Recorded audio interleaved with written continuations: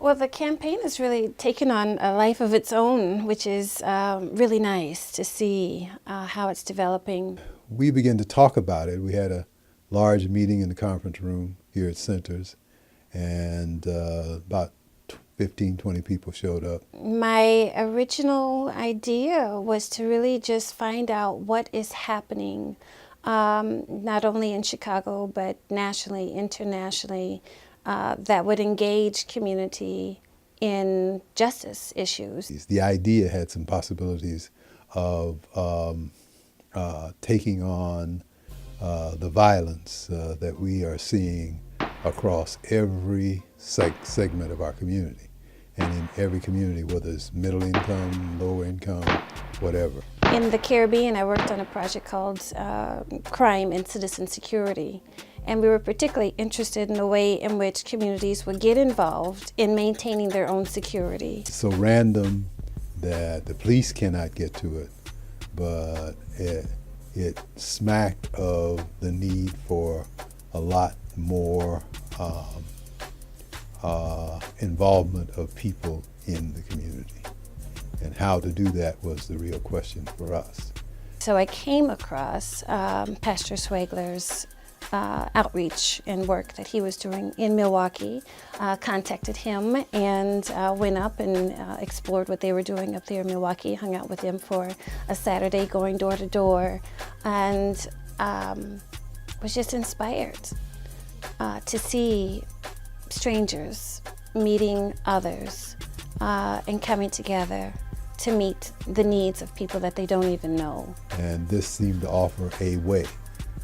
So the first Saturday in December, we began our first walk, and we've walked 6 Saturdays since then. But what is becoming increasingly clear as we walk is how this ties us back to the beginning of the 70s. The seeds for that understanding of what could happen in community were really planted here in Grand Boulevard, working with Dr. Karanja years ago in various initiatives, but primarily around wraparound services for children that were abused and neglected and that needed various services. The civil rights movement has been duplicated by almost every group that has been left out, pushed out. Now our Arab brothers are taking up the mantle, protesting in the same ways that we have done in the past.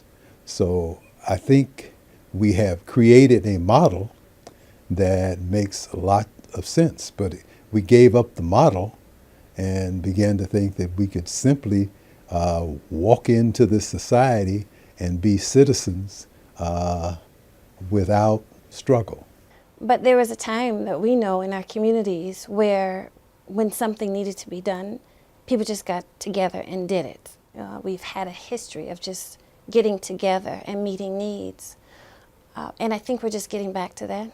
It has to be the way we live. It has to be a part of our culture, a part of our families, a part of our community, a part of our churches. It has to be a part of the fabric of what it is we do. I think that so far we have seen that people do have this desire, and that the Saturday outreach does give people an opportunity to get out there and just do something. Our ancestors understood from the day they received the so-called Emancipation Proclamation that they had a responsibility to build schools, to build stores, to take care of one another's community. Having a presence in the community is important. Building that type of trust is very important, having people expect to see us out there on Saturday, and we've seen different times that members of the community have come out of their homes and assisted us with the cleanup, and just been so happy to have a casual conversation about the neighborhood. We need to continue that commitment to one another. We ourselves are our own best answer. Start with simple things. that, if done over time, are going to be so meaningful. And we're building on our abundance. We're starting with what we have, which is a picker and a bag, and we're picking up garbage, just trying to keep the community clean.